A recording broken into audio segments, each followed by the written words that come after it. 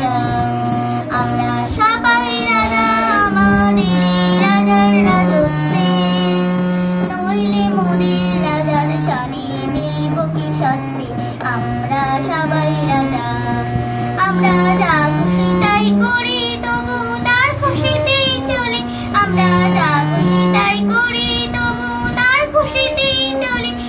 বিদ্যালয়ের পঞ্চম শ্রেণীর ছাত্রী, এখানে উপস্থিত সকল শিক্ষক শিক্ষিকাকে আমার শ্রদ্ধা জানাই এবং ছোট ছোট ভাই বোনেদের ভালোবাসা জানিয়ে আমি এই দিনটি সম্পর্কে দু চার কথা বলছি। আজ এই মঞ্চে দাঁড়িয়ে এই দিনটি সম্পর্কে দু চার কথা বলতে পারছি, তার জন্য আমি খুবই ধন্য। কারণ প্রত্যেক বছর আমাদের বিদ্যালয়ে স্বাধীনতা দিবস, প্রজাতন্ত্র দিবস, শিশু দিবস ইত্যাদি পালন হয়, কিন্তু এইটি আমাদের বিদ্যালয়ে প্রথম। তাই আমাদের সকলেরই এই বিষয়ে বেশ কিছু জানা নেই, তাই আমি কিছু বলতে পারছি, তাই আমি ধন্য। দেশের জন্য বাঁচতে হলে দেশকে ভালোবাসতে হবে, দেশের জন্য মরতেও প্রস্তুত থাকতে হবে। এই কথাটি যিনি বলেছেন তিনি আর কেউ নন, ডক্টর শ্যামাপ্রসাদ মুখোপাধ্যায়,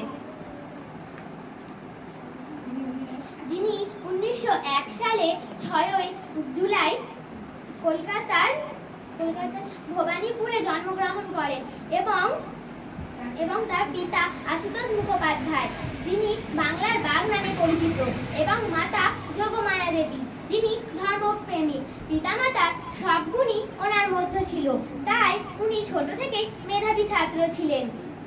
তিনি মাধ্যমিক পরীক্ষায় পাস করেন, MA BA পরীক্ষায় প্রথম হন এবং আইন পরীক্ষাতেও প্রথম হন। তিনি বিদেশে চলে যান আইন নিয়ে পড়াশোনা করার জন্য। তারপর তিনি আবার দেশে ফিরে আসেন। দেশে ফিরে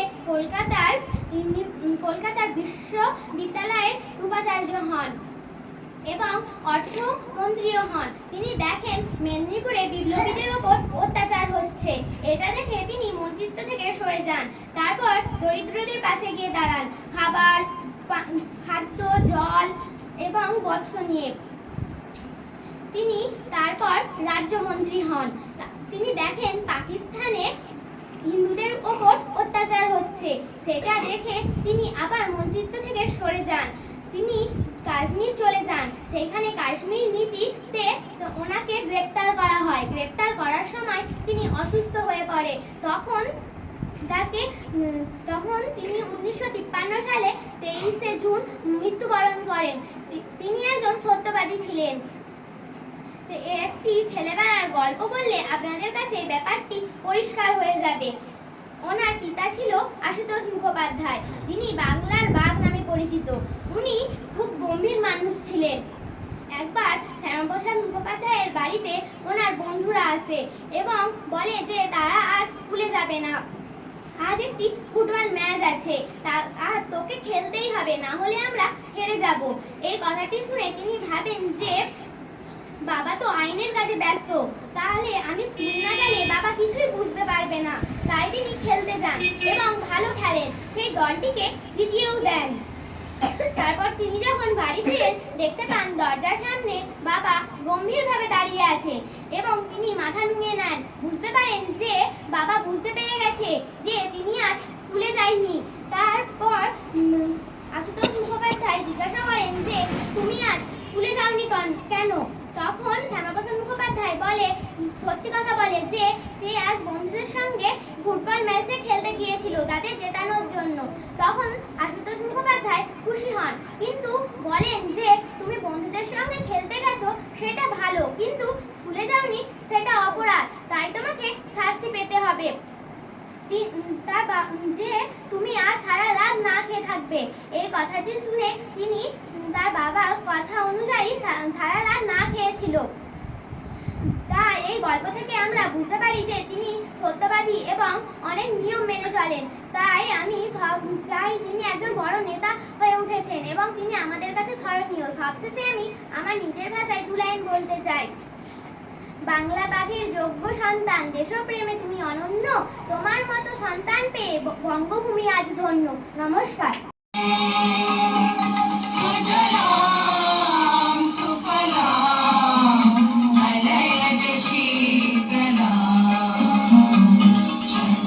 Shah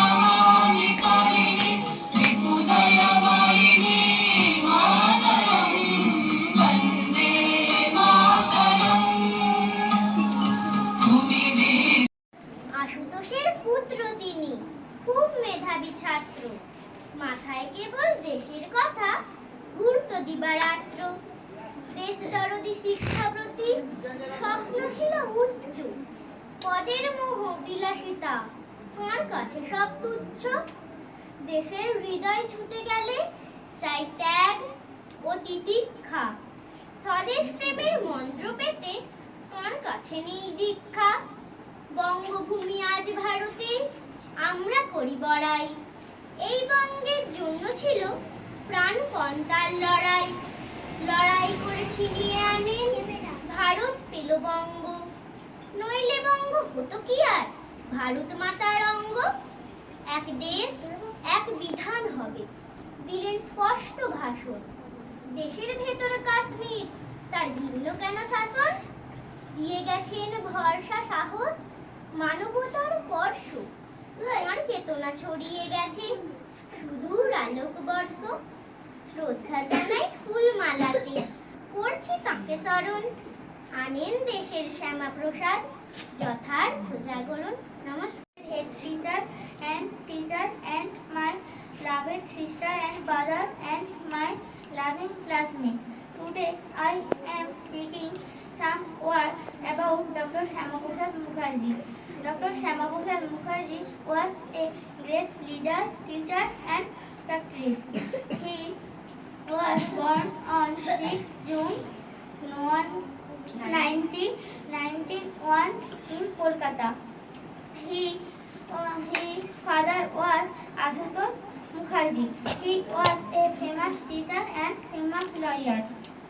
Shyama Prasad Mukherjee was a very brave, brilliant student.